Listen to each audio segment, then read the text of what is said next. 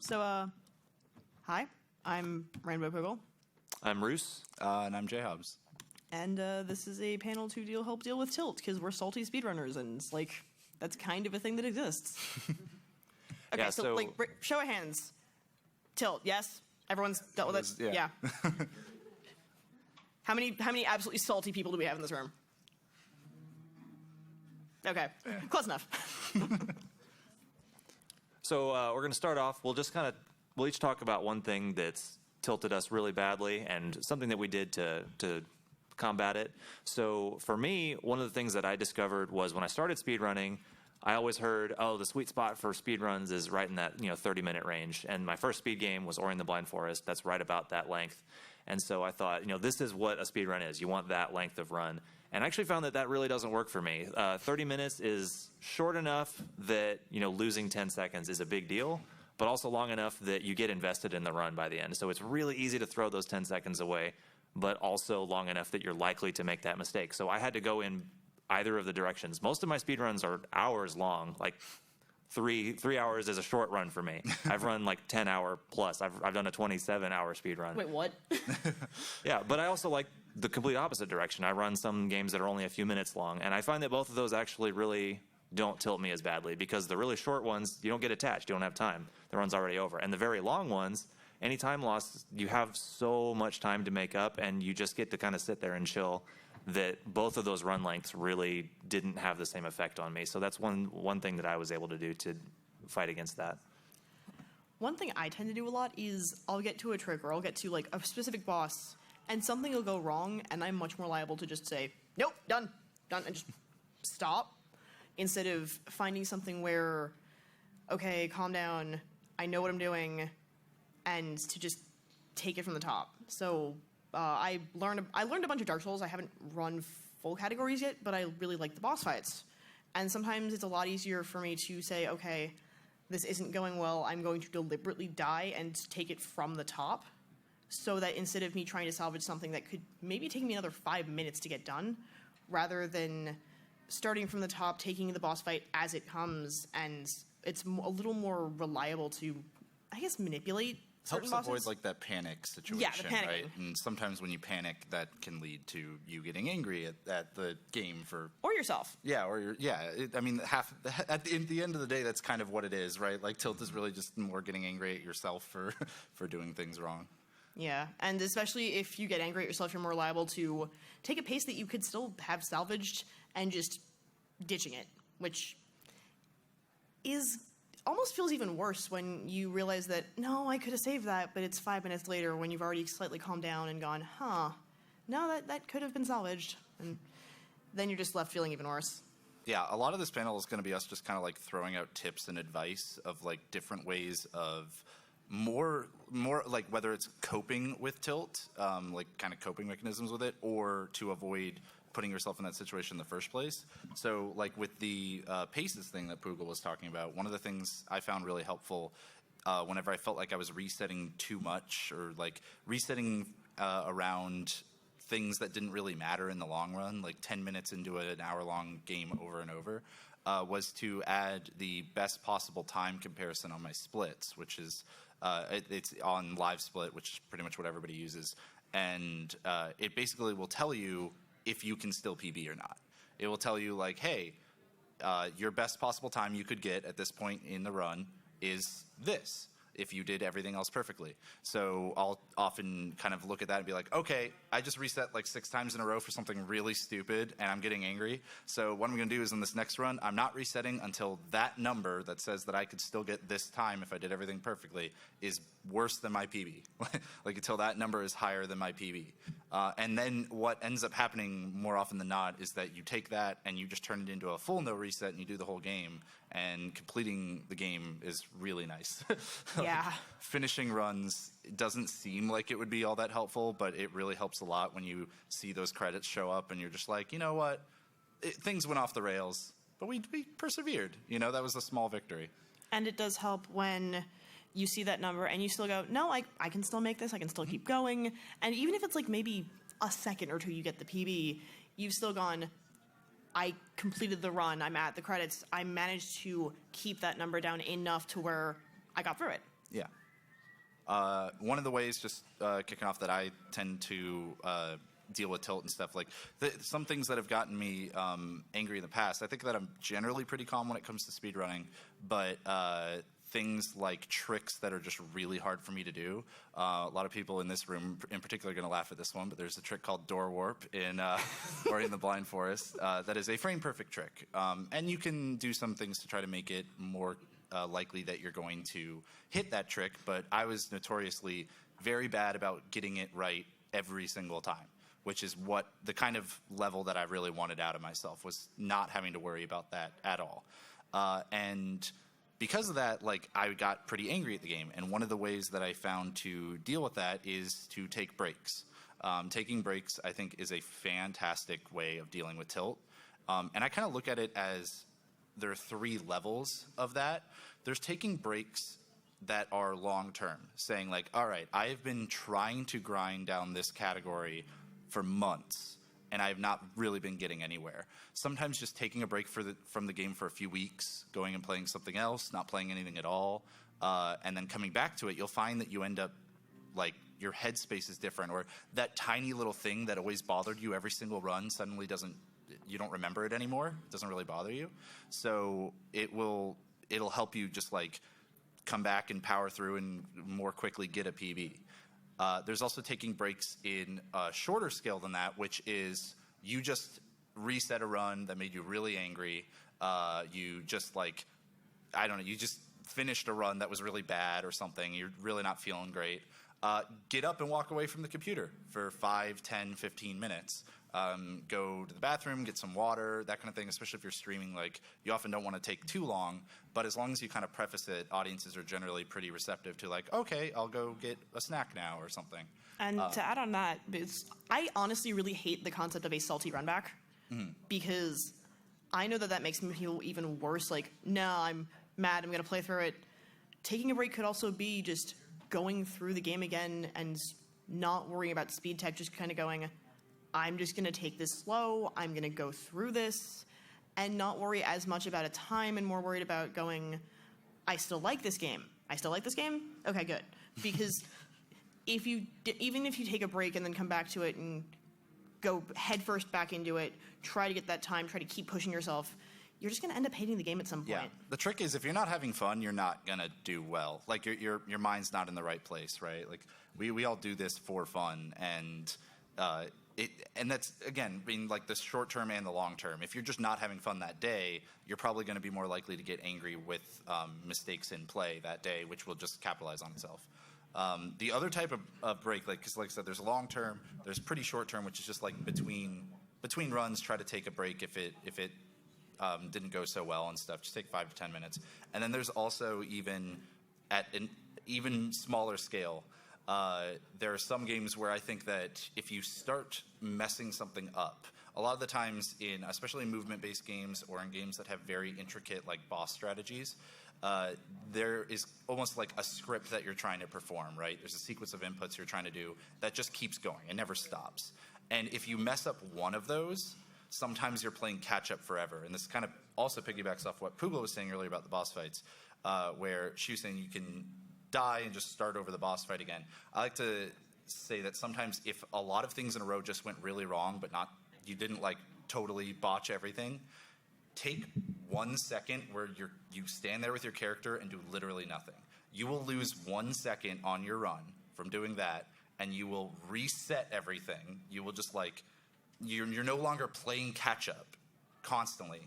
You've stopped your position, and now you're starting again. And the number of times that has helped me salvage something from what was a panic situation into a level of confidence is immense. Like, there's a special, there are, like, special parts in Kingdom Hearts 1, especially, that I ran for a long time, where I would literally pause the game mid-combat to think for 1 second, because I messed one thing up, and if I didn't spend literally 1 second to think, I probably would have lost 25 or more. I might have lost the entire run. And that is where you get really angry. If you lose 25 seconds on something that you're like, oh, that shouldn't have been a problem, it's really easy for that to compound upon itself for the rest of the run.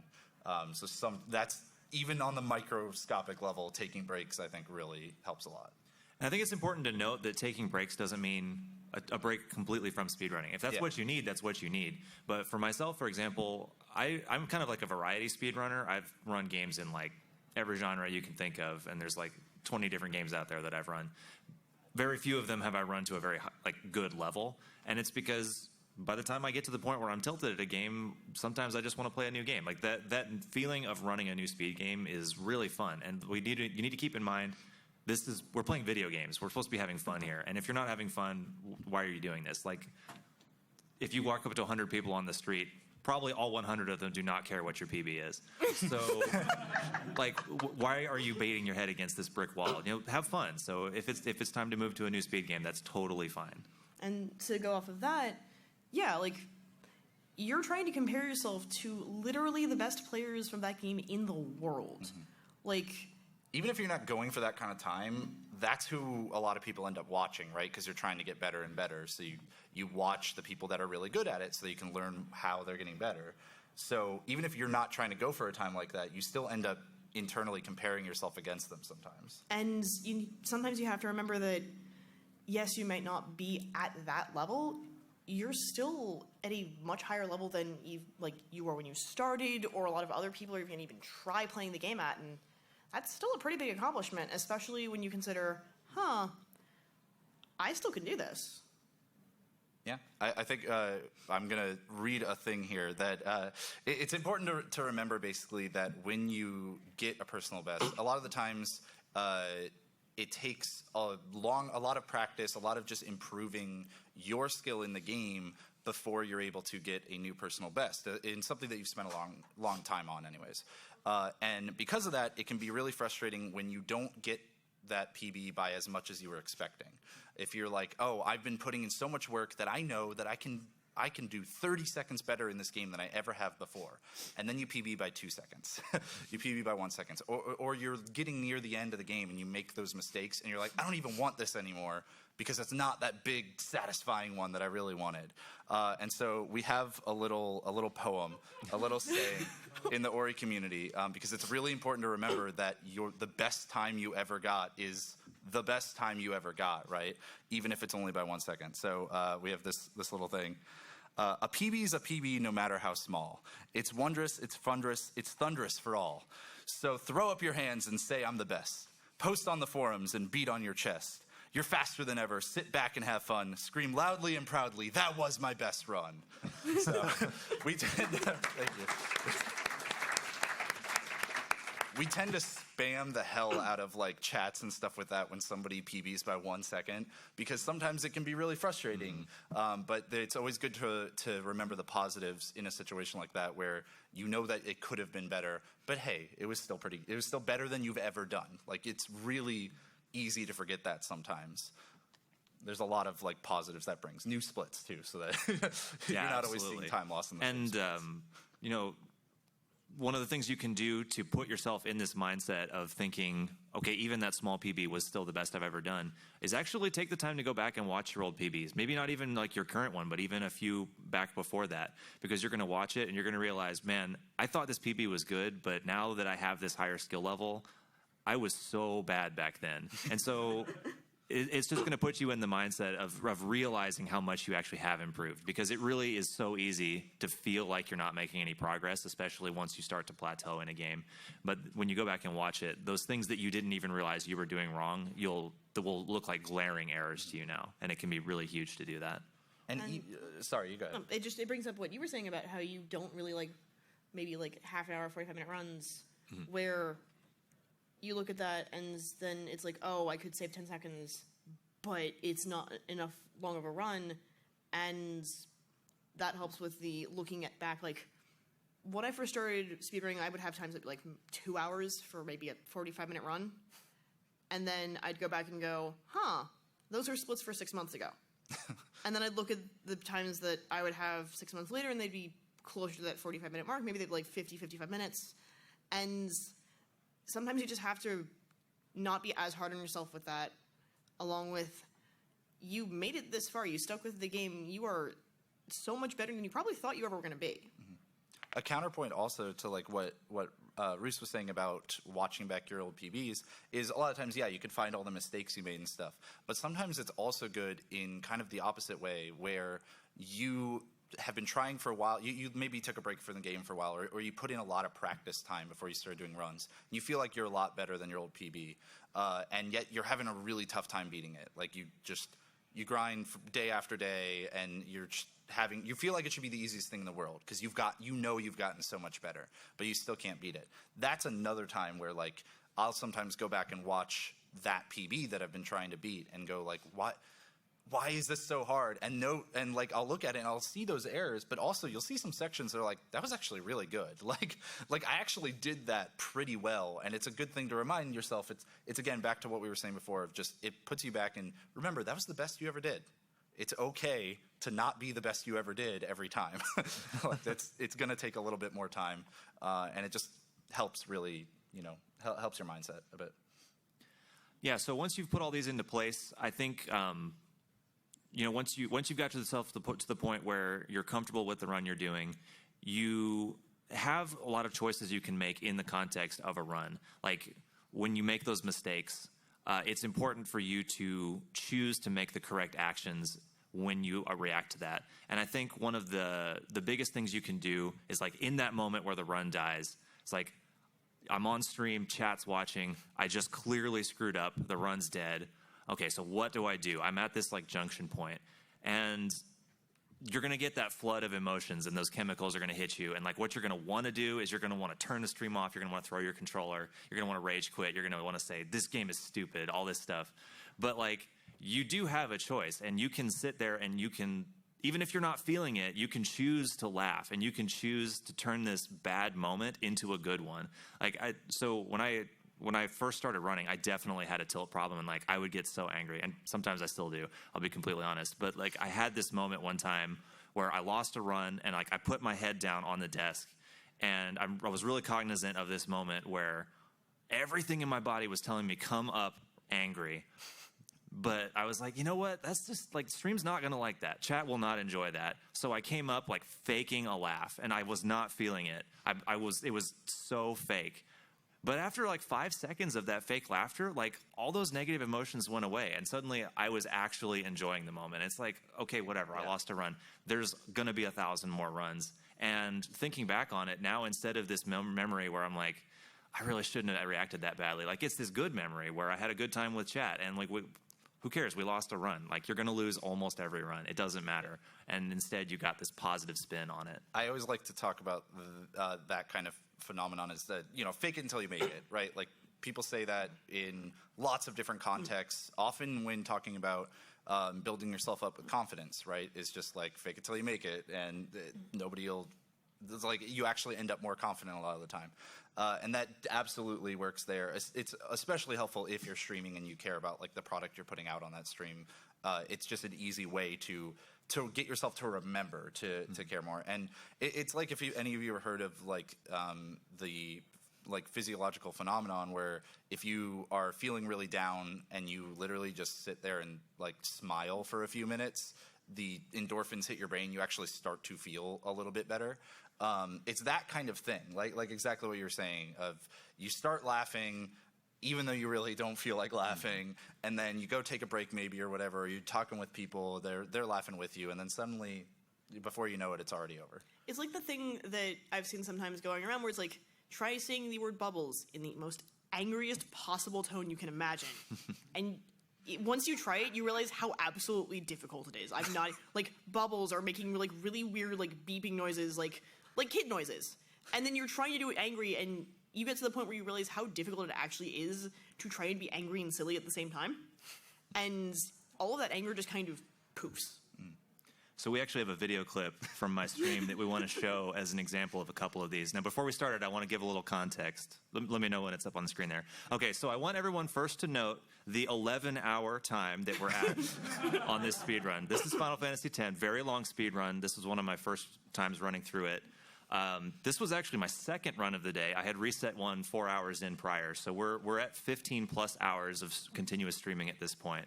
And the input that I'm about to do is the last input of the speed run. There's just free stuff. The only thing left is dialogue mashing and a fight you actually cannot lose. So there is one input left. Let's see what happens.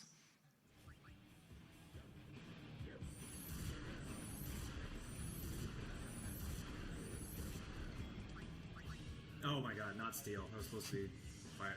Oh my god, did I just... I think I just lost.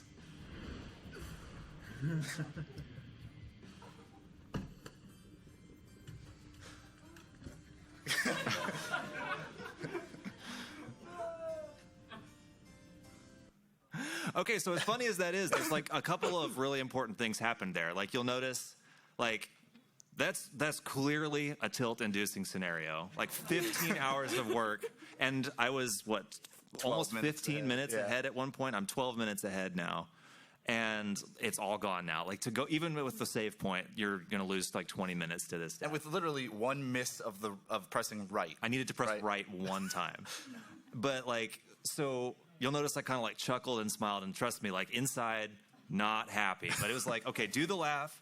But we're also talking about that little, short-term mini break. Like I was like, I need to be away from the stream for just a minute. So just like get up, take the headphones off, walk away. Like don't be on the mic right now. And like this is by far my most viewed YouTube clip by a wide margin. Like most of my videos get like 20 views. This one is over 20,000. Like because it turned into this amazing moment. It's like one of my favorite moments on stream instead of a rage-inducing one. Poogle, you had some stuff about fake it till you make it, right? Yeah, so something that I found is really helpful for me is also due to the fact that I run on a laptop, so I don't have those fancy like 2-3 monitor setups. I have my laptop. So what happens when I first started speedrunning in general is that I really couldn't see my splits. Not for a fact of wanting to see them or not, it's just I literally did not have the screen space to keep my splits up, which turned into an actually very good thing for me, because I noticed when I tried to reallocate screen space, make the game a little smaller, have my splits on top, I would panic. Especially if I was having a really good pace, especially if I like got a trick first try but couldn't save for a while. I would see my splits being ahead and just honestly freak out and get really panicky, get really nervous, and that would make me lose more runs than not seeing my splits at all. And that can go in one of two ways. What I like to do, honestly, for runs that are a little on the short side, maybe 30-40 minutes, I like to run against splits that are not mine, that are target splits that are way ahead of what I would be at. Like, for Ori, which is my main speed game, I would run against splits that are 3 minutes ahead of my PB. Like, 3, maybe 4 minutes ahead, because it would make everything red, but because everything was red in the same color, it'd be like, okay, I know I'm behind these splits, and in the moment, I wouldn't register that they were not my PB. It was just target splits that eventually I wanted to get to. And since everything was, like, the same color, it wasn't the, oh no, I'm suddenly in the green, what do I do? And you're the opposite with that, right? Yeah, so I actually go in the other direction. I started doing this when I was running Breath of the Wild because, like, casually, I loved that game. And I was like, I want to speedrun this, but I've had some tilt issues in the past. I don't want to get those negative feelings with this game. So what I did was I literally went into Live Split, and I changed the color of plus splits to be the exact same green color. So, like... I know I'm not ahead of pace, but like the psychological factor of just only seeing green there really, really helped with the tilt. Like I never got upset with that, and I just like finished out runs, and I was having a good time because it's like, hey, my splits are green, we're doing good. And I've heard a lot of people do that before too, and really help, where they'll turn everything like just white or gray or whatever, just not having this difference between a bad pace and a good pace being immediately represented by color. If you're colorblind, this is like the one situation where it's like working out really well for you. But another like similar thing is where one of the things we're going to talk about next is kind of that finishing runs is really helpful, and we briefly mentioned it before.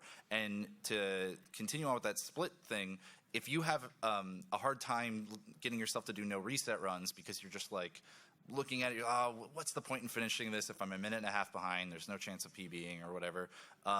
Hide the splits entirely, like Poogle was saying. You just put them behind another program or whatever, and then you don't really know. You have a feeling on the inside of like, I'm probably not really that far like I'm not that far ahead or whatever, or I'm really far behind, but you actually can't know for sure, right? Because you're not looking at it. So it can really help to just be like, yeah, but maybe it's okay. I mean, my PB had a couple mistakes or something. Then before you know it, you finish the run, and then you don't really care if you were ahead or behind or not, because you weren't checking on it constantly throughout the whole run.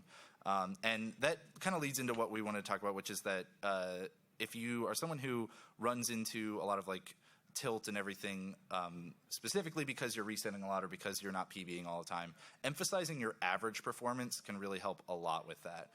You can use tools like Live Split to do that for you, but also you can just kind of keep track of it yourself and just go, I'm not going to worry about getting a PB today on stream. I'm going to worry about just keeping my average as low as I can, or I'm going to see how many runs I can finish and hope that I get them all within a relative time frame or something. Stuff like that can really help you. Once you've gone through the motions a lot of times of just getting through the whole run, then suddenly when you are on good pace, instead of panicking and then leading to tilt, you know that you're really confident in the end game. And if you make mistakes early, okay, but I can save all this time later because I've finished all these runs where I saw that I saved 10 seconds somewhere I thought I had only 8 to save. So it's one of those things where really like doing no resets, finishing out runs a lot, and looking at your average performance can really help quite a bit in avoiding tilt. With the finishing out runs thing, even if you're not like fully finishing runs, at least getting out of the early game, especially if you like having the game music on. Sometimes what can be the most infuriating is hearing that same song over and over and over again. And even if it's a great song, even if the music of the game is fantastic, it gets grating after a while when you're playing the same 5-10 minutes of the game, the first bit of the speedrun, over and over again, because you're trying to go, no, I made that one small mistake, I made that one error, this could be better, when it can be really helpful to just go, okay, I did this.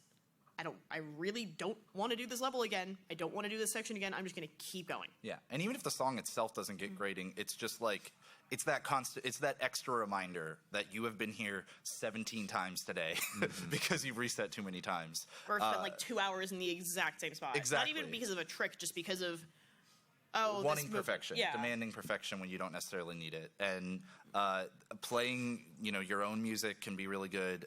Like just playing other types of music. If you're streaming, it's a little bit harder because sometimes you might want to avoid like copyright stuff. But if you just put in headphones and have it even just running off your phone or something like that kind of thing can also help a lot. I know that whenever I have a point in stream where I'm like, I don't want to do more runs, I just want to turn off the stream, but I also really do want to get this practice in, I'll just be like, we're just going to put on some different music and just play the game more. And whether I practice later sections or I start a new run and just keep going, it's a lot easier when you're not hearing that constant reminder over and over. And I really want to emphasize a point that JHobz made. There's more benefit to this than just your mindset. It's really important to remember that, like, by not resetting and playing the whole game out, that means that you've seen that end game content a lot more than if you only play the early game. So when you do get there on good pace, if you've been resetting and only playing the early game the entire day, it's like you may not have played the end game for a few hours, and you get there and you're nervous because it's good pace, and you completely fall apart and you lose the run. And that's definitely going to tilt you a lot more. You're almost rusty, even though it's been a few. Even if you de-rusted and practiced at the beginning of the stream, if you reset for 3 hours and then do it. Yeah, so if you're not resetting, you're seeing the whole game every time, so you're equally comfortable with all the parts. So when you do get to that end game on good pace, you've played it a whole bunch and you're ready to go, so you're less likely to freak out and lose that run. And it sucks when there is like a trick or something. You had mentioned Kingdom Hearts, but 2/3 of the way in there was that one thing where it was. So Kingdom Hearts has this this thing. Kingdom Hearts 1 has this mechanic in the game where you're trying to fly from one world to another world, and because of the way that we do the speedrun, there's only a 70% chance that this world will show up. Basically, there's 30% chance that you'll just miss it and you will lose 55 seconds. You'll lose a minute, completely random, nothing you can do about it, and it might be more than once. You might lose upwards of 2 minutes or something, And I think the point that Poogle was trying to get at there is a lot of learning speed games is learning all of the learning all the bullshit in your game. Okay, like it kind of is, and part of that is because once you know that thing going in, you know it going in. Like that's really the best way I can phrase that is that is a thing. So why get attached to something that it could ruin your run that you have that is not your fault at all, right? Even though it's an hour and a half into the run or 2 hours into the run or whatever, this RNG thing, I never got attached to a run that wasn't past hook ship because there's a chance I'll lose 55 seconds and it's completely out of my control. But then once a run gets past that, that's when I could be like, all right, let's strap in because now we're going. Like now everything else is on me. And especially because if there are tricks that are endgame, even if they're not RNG, if they're difficult tricks, it does pay off. It does pay off, like what you were saying. Just go through the run, get there.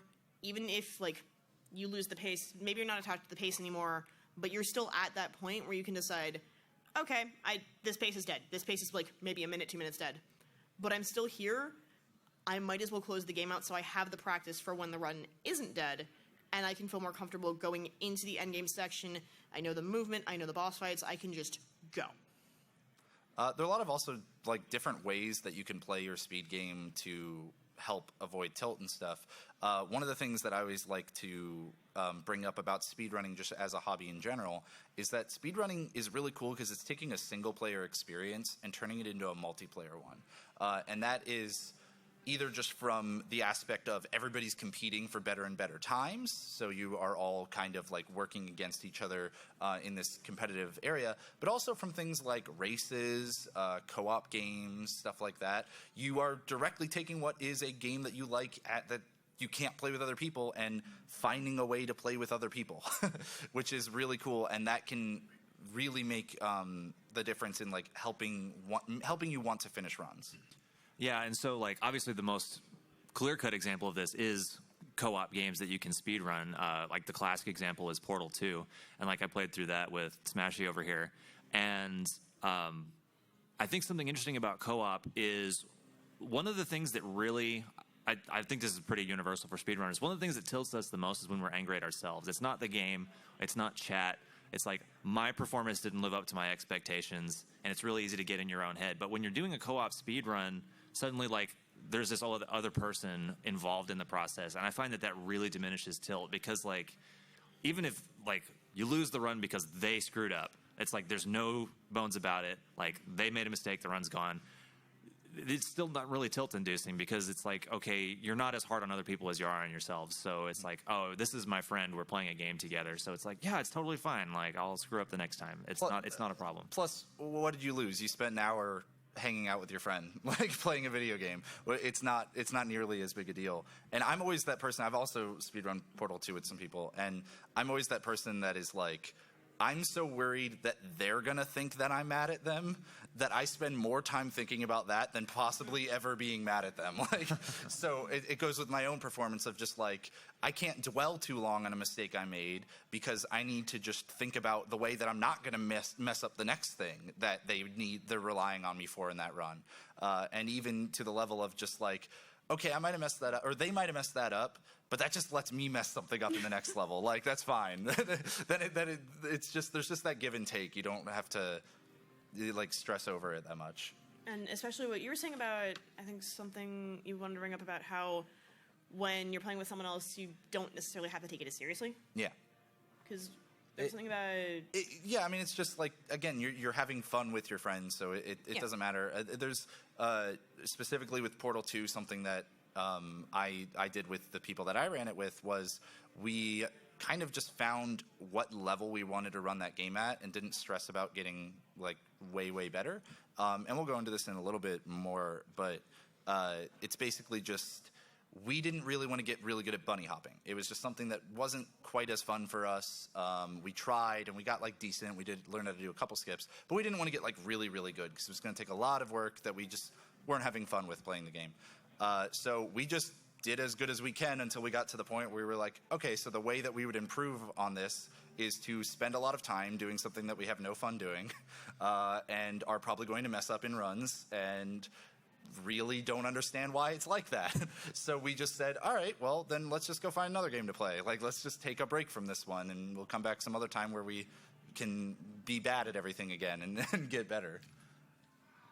Poogle, if you wanted to talk about races a little bit. Yeah, so with races that have been brought up, sometimes it's just fun to say, hey, this new game just came out. Who wants to race it? I know there's no route, but let's do it anyway. And, like, even if it's not blind races, even if it's, okay, this is a well-established route, who wants to just hang out on, like, a Saturday afternoon, couple races in a row? Because these are your friends. These are people that you've learned the game with, hung out with, compared times, all that. And it's fun to play with your friends with the game, even if it's, like you said, like a single-player game, but at this point it's not really a single-player game. And even if you're not at the level that some other people are, like, I remember, I think it was both of you, actually, I think were in one of the first races I ever did with certain games, and I was probably an hour behind people. And yet I didn't feel like I was not going to be good enough for that I was going to be, like, called out for, like, no, you can't race with us. Like, this isn't Mean Girls. Like, there's no instance of, like, no, you can't sit with us, no, you can't race with us. Absolutely. Race, and then, like, when we're done with the race, we'll hop into your stream, see what you're doing, maybe give you a bit of extra tips. And that motivated me to really be like, huh, yeah, like, I can do this, and I have people who are going to be willing to help me with that. And again, if you're just hanging out and joking around with people, it's a lot harder to get mad at your own play. You just laugh it off more, right? It's a reason to say something that might get a laugh out of the other people around you. And, like, races are a great way to kind of force yourself into all the tips we've already been talking about. Like, you're not resetting, so you're not going to see the early game a whole bunch. And you're kind of focused on average performance because you don't want to, like, if you're racing, nobody cares what your PB is. They care what your time in this race is. So a great way to just kind of force yourself in all those things. And it also kind of forces you to do the laugh instead of get angry thing. Because, like, if you're in voice chat with 10 people and you're just getting really, really upset, like, everybody's going to kind of be like, come on, dude, you're bringing the mood down. Like, this is not cool. Everybody just wants to have fun. So it's a great way to you know, lighten the mood up a little bit. There's kind of an underlying theme that it kind of has been running throughout this whole thing of it's all about finding what works for you and or learning yourself and learning how your interactions with speedrunning are different from others and stuff in order to know, like, what is the right thing to choose. I'm not phrasing that super well, but Roos, you always do a good job of summing that up. Yeah, it's like speedrunning is definitely a journey, and you have to figure out, like, what is the niche that you fit into. Like, I got started off with platformers, and I was thinking that, like, you know, I love watching platformer speedruns, and I thought that was going to be what it was. But I realized that when it comes to your speed game, you really need to choose what's right for you, and you can only figure that out by trying them out. Like, try out speed games in different genres, and the one that you fit with may not be the one that you thought it was. So you don't need to feel pressured to, like, fit into any type of speedrunning mold.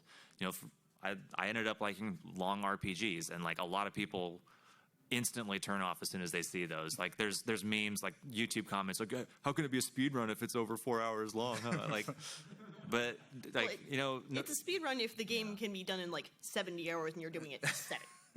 Right, but just the point I'm trying to make is, like, you know, you need to branch out and you need to figure out what is the type of speed game that works for you. And sometimes the games that you like playing casually and, like, just going, I'm going to spend a Saturday afternoon and play through a game, aren't the kinds of games that you're going to want to speedrun. I personally don't like Metroidvanias casually. Fight me on that if you want. Blasphemy. But, like, they're not the kind of games that I really look forward to playing casually, get really excited about. I'm a JRPG player. I would never, ever in a million years speedrun them like yours does, because that to me is just insane. It's cool, but I would never be able to do it. I really like speedrunning Metroidvanias. I don't like playing them casually, but something about the movement and just the attention to figuring out how to do certain things with movement or abilities, I really like that as a speed game, not as a casual spend a few hours on it type deal. And that's because I've figured out that that is the type of game I like to run. May not be the type of game that I would pick up casually, but it's a speed game for me. And knowing what that is has helped me avoid games where I'm like, I could run this game, but I really don't want to. And it'll help me from getting mad. And just like you don't feel like you have to run any game, like even if there's some reason in you that's like, oh, I loved this game though, I want to play it more, that must mean speedrunning it, right? Because I speedrun all these other games. It's the thing that I like to do. Like I really wanted to speedrun Hob, the game that came out called Hob, because my name is Hobbs. And I was like, man, wouldn't it be just great if the world record for Hob was by Hobbs? And then I really didn't like the speedrun very much, unfortunately. So I didn't pressure myself into doing it. Like, it's one of those things where not only do you not need to run a game for any reason, like that you just don't find that you like all that much, you also don't need to run every game at the same level. And it's really easy to tilt when you're comparing yourself to the top echelon of that game or whatever, but you don't need to worry about running every game at that same level. One of my favorite things to do is actually just jump into a game, like play a game casually once, and then ideally as a race scenario, but even just on my own, start the game, start a timer, and go until I hit the end of the game and stop the timer, and just do that over and over and make up my own stuff. I don't have to learn all the strats right away. I don't have to worry about saving, I don't have to worry about cutting this corner to save 5 frames right away. I can just go and see what I can do. That works a lot better with super linear games. It's how I started out with Crash Bandicoot Insane Trilogy, for example, a game that I then later went on to get much better at and learn a lot of those strats and everything. But then I have other games like Portal 2, as we were talking about before, where I don't really care about getting amazing at Portal 2. I just like doing it every few months with some friends. There are plenty of other games like that too. I love Ratchet and Clank Up Your Arsenal. I never got good at that game. I got okay at that game, and that was what was fun for me. And you don't have to run every game at the same level. I loved that series that you and Spike Vegeta did, where you'd pick up a new game and for 1 week just play it and see which of you could get the better time. Yeah, that was brilliant. Yeah, we would just practice a game for a week and then race it at the end of that week. Sometimes the best 2 out of 3, sometimes just best of 1. And we often, you would think your immediate go-to is, all right, I'm going to go load up the speedrun, I'm going to go find all these tricks, I'm going to see if they've got a guide, they got notes. Sometimes that takes so long that you don't really have the chance to do that in a situation like that. So we would just often play the game more, because playing your game more and more is almost never going to be counteractive to your practice. It's almost always going to only benefit you to be more familiar with your game, even if you're not doing it in the exact way that the speedrun does it or something. Yeah, and it kind of brings up a good point I want to make. Don't get stuck in sunk cost fallacy if you're jumping around to different speedruns. If you're searching around in different genres or you're wanting to try out different lengths of games, if you do a run once and it wasn't for you, who cares? You did a couple of weeks learning the run, then you didn't like it. Why would you keep running that game if you weren't enjoying it? There's nothing wrong with trying a speed game and then just moving on from it. Absolutely nothing wrong with that.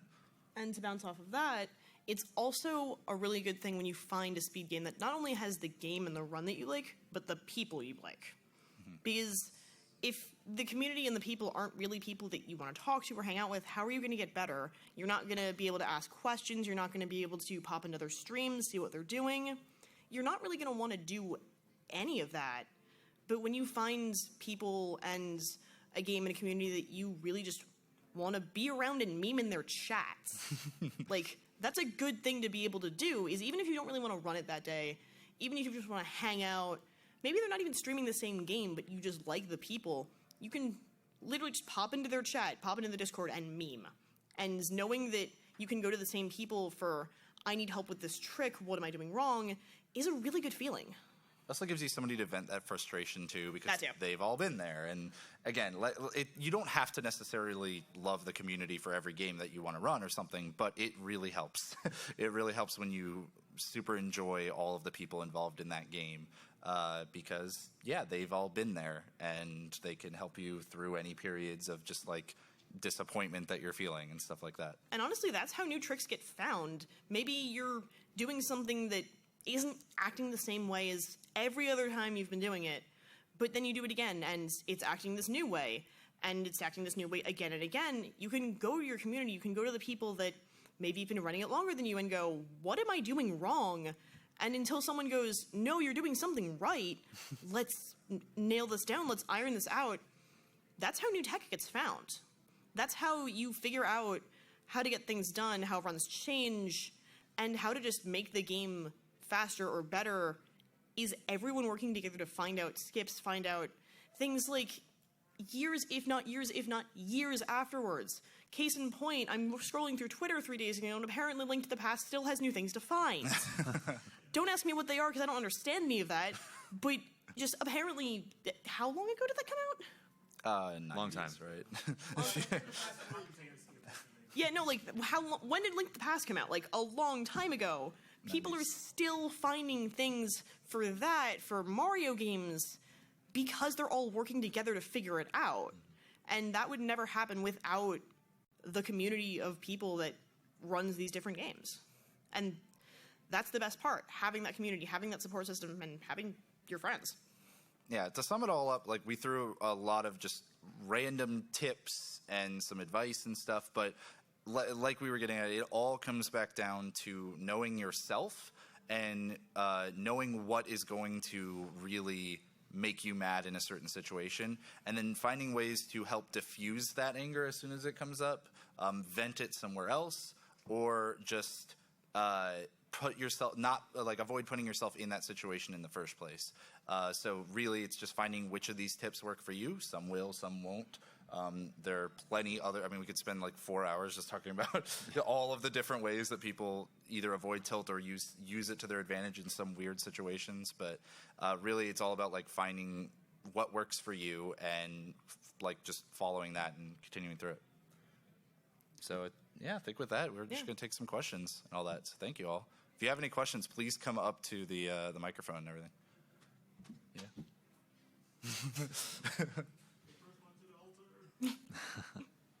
Hi. Hello. Hi. Thank you, guys. So I have two things. One, just something that worked for me is when I started speedrunning, I got lucky. I found somebody who I could talk to, because the type of tilt that I suffer from is being extremely rational.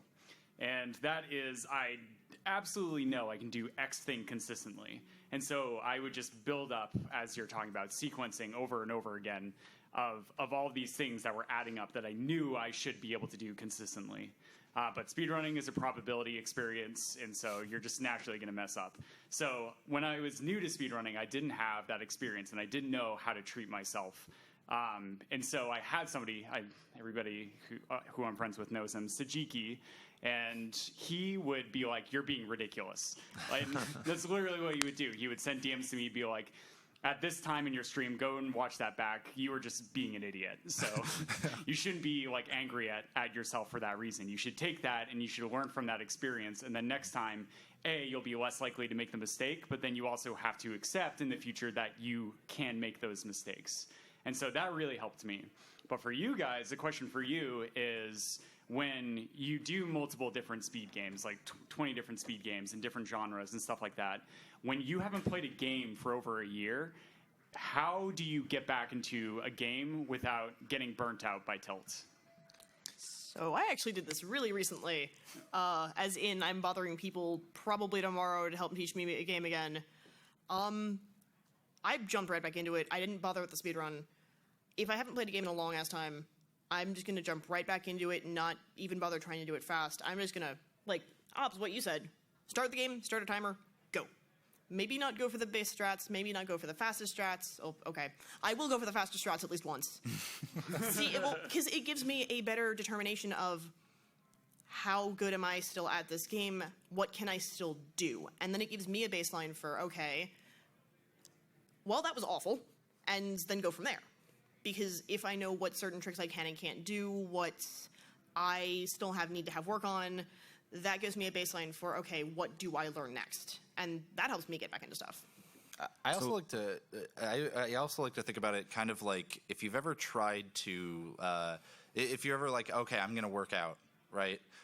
And you work out for, maybe a few weeks or whatever, and then you stop working out for a week, 2 weeks, whatever it is, a month. It could be 3 years, or in my case, my whole life.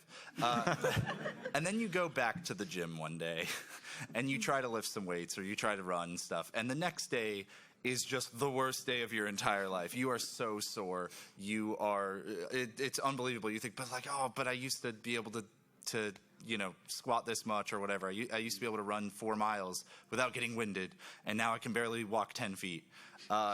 It's the same thing, right? When you go back to a game that you haven't run in a long time, you will naturally not be as good as you were.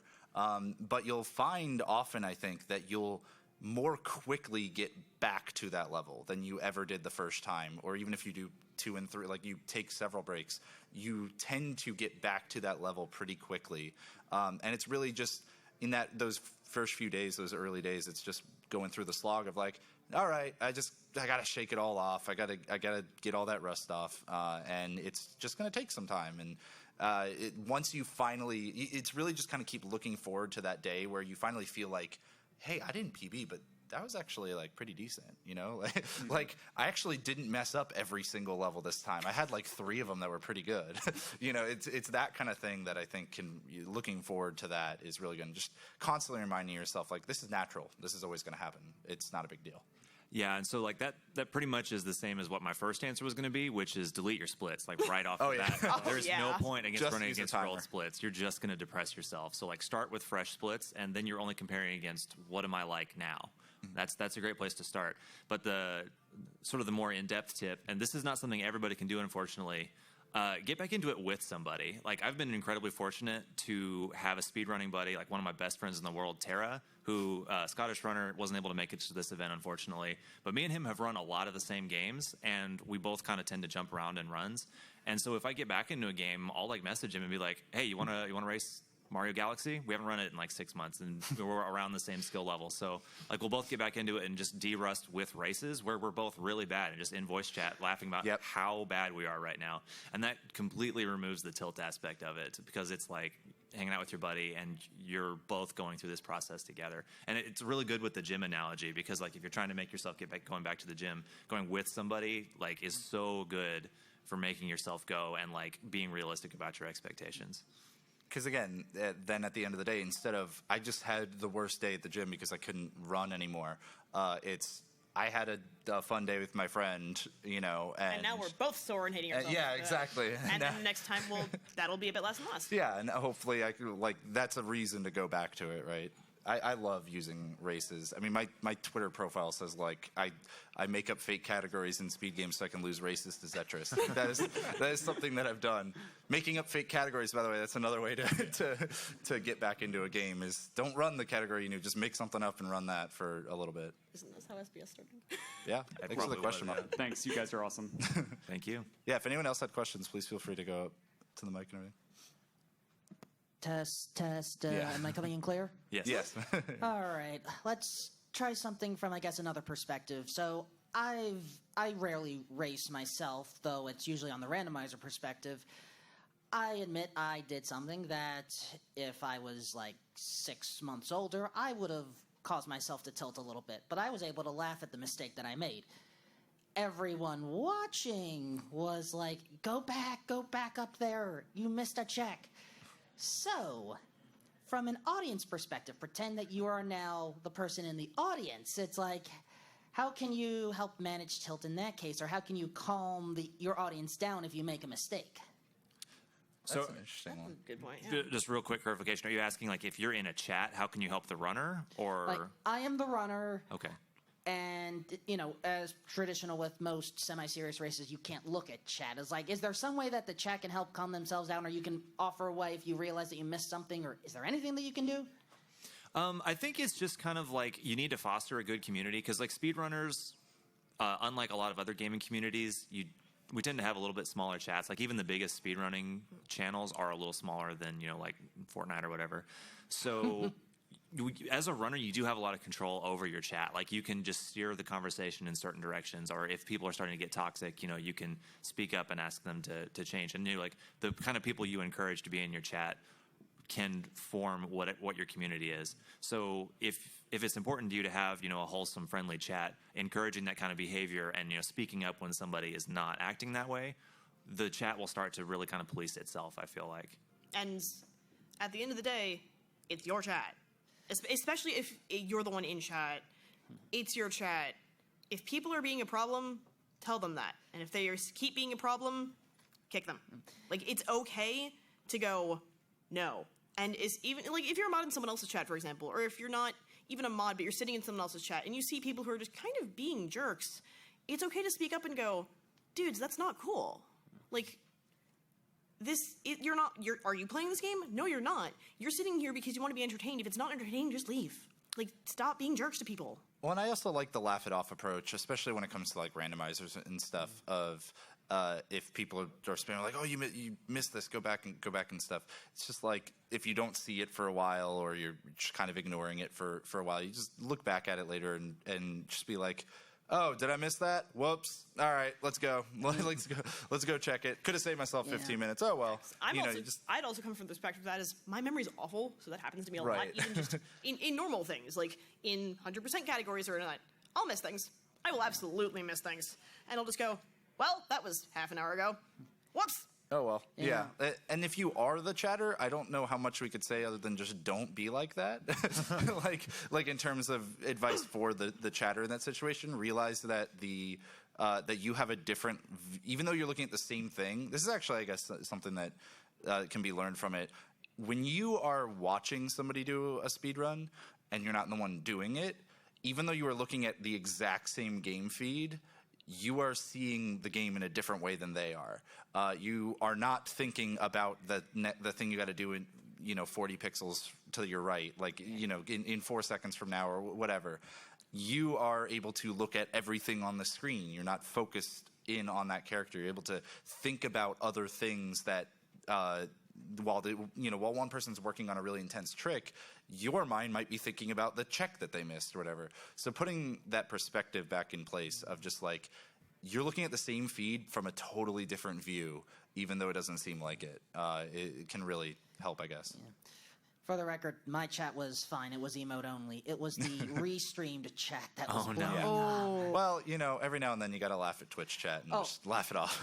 I laughed it off during the interview portion, but there's not much I could have done. I did see the run and the chat in the end. I was like, oh gosh, I really made things fun for them, didn't I? That's an interesting one, though. Thank you for the question and everything. Thank you very much. Anybody else? Any other questions before we go? Yeah. All right, so for speedrunning, but not only speedrunning, also just a lot of games in general, there are games with built-in leaderboards. There's speedrun.com leaderboards. There are games that aren't speedruns that have global rankings and stuff. There's a lot of stuff built into our gaming lives that's just how you compare to other people. How do you take that mindset and make it less tilting when you see somebody who maybe 5 days ago they were 30 ranks lower than you and now all of a sudden they're so much better than you? How do you stop looking at it like, I'm getting worse, and instead look at it as a good thing for the other person, just changing that mindset? Oh, this is perfect, because this, we were going to talk about this, and then we kind of cut it. So, Roos, if you want to start, you go. So something that helps me, I think, is to look at the leaderboard. Like, leaderboards are constantly in flux. So, like, that number next to your name, this is not set in stone. Like, that's kind of a measure of where you're at right now, but it's not a measure of where you can be. Like, there's so many people who, like, kind of sat around at the bottom of the leaderboards and then, like, they took it seriously and suddenly they shot up. So, like, I think it's really important to keep perspective on that leaderboard and realize that, like, this isn't a value judgment on me. This is where I'm at right now. And, if you want to change that, then you have the tools to do it. And to just think of it as, like, this is not my potential. This is just like where we're at currently. And sorry. Go ahead. a lot of it is sometimes, like, we'll get really hard on ourselves, and it's not that you've gotten worse. It's just that someone may have buckled down and really worked on something, and maybe they just didn't see something that they could have seen before and shot up those ranks. It's not a matter of, oh, I must be so much worse than this person. It's they must have found something, or they must have decided that they really wanted to get better. And that's not a measure on you, because you're still as good as you were before. It's less of, oh no, now I'm at this spot of the leaderboard, and more of, my time didn't change. I'm still relatively where I was before. Other people have just also started working at that themselves. Also, to specifically, you specifically were mentioning, like, how do you look at it as a good thing for them rather than a bad thing for you or whatever. The way that I look at it is you just found a new goal Man, like, so much of speedrunning is arbitrary in terms of like what a category is. Like, why do we beat games as fast as possible? Like, that's really weird. And a lot of the times we have arbitrary goals of like, oh, I want to get a sub 38 in this game, or I want to get under 35 minutes or something, or under 14 hours. And if somebody beats you, you just found your new goal that can be something that you can look to and strive for. This happened to me very recently, where I actually got a PB in Crash 3 pretty recently and jumped from 4th to 2nd. And then one of my opponents in the race on Tuesday is like 4 hours later, beat my PB by 1 second to then take second place back. So I was in second place for all of like 4 hours, if that. And yeah, there's that initial just like little sting. Luckily in this one, there wasn't time for there to be a sting to it. But there's also immediately just like, well, in order for me to move up a spot before, I was going to have to get 33 seconds better. Now I only got to get 2 seconds better to move up a spot. That's cool. Like, that gives you another short-term goal. You still might have the same long-term goal, but it gives you a short-term goal to strive for. And because of that, you can look at it of just like, dude, I'm so happy for you, but also I'm really happy for me. Like, I now have that new thing to look at. So I don't know. That's one of the things I do. And honestly, just it's the people that you're racing against. Like, it's your community. The more that you like your community and the more that you like the people here and the people around you, you feel good for them. It strives you to get better, and you just go from there. I also think it can extend to other competitive games and stuff, like your esports type games, Overwatch, League of Legends, Dota 2, all that kind of stuff. I think that playing those games has helped my mindset in speedrunning, and speedrunning has helped my mindset in those games a lot, to where when there are a lot of times in those types of games where you need to spend an entire day playing in like whatever ranked mode there is, because that's the best practice for that game, possibly. Like, a lot of the times it is. Just like in speedrunning, sometimes the best practice is to just do runs. It's one of those things where that you just have to remember, I'm just looking to practice today. I don't care if that number goes down by 100 or up by 100 or whatever. Today's about getting better at this specific thing. I'm just gonna practice this trait. I'm going to practice my communication. I'm going to practice I'm going to practice this skip in speedrunning or whatever. And if your number doesn't change, who cares if you got a little bit better at the thing you were trying to practice, right? So that's another way you can kind of. I think that speedrunning really like helps other games too. Yeah. Thank you. Avoid tilt. All right. Well, I think we're pretty much at time. So Yeah. Thank you all. Thank you very much. Thanks for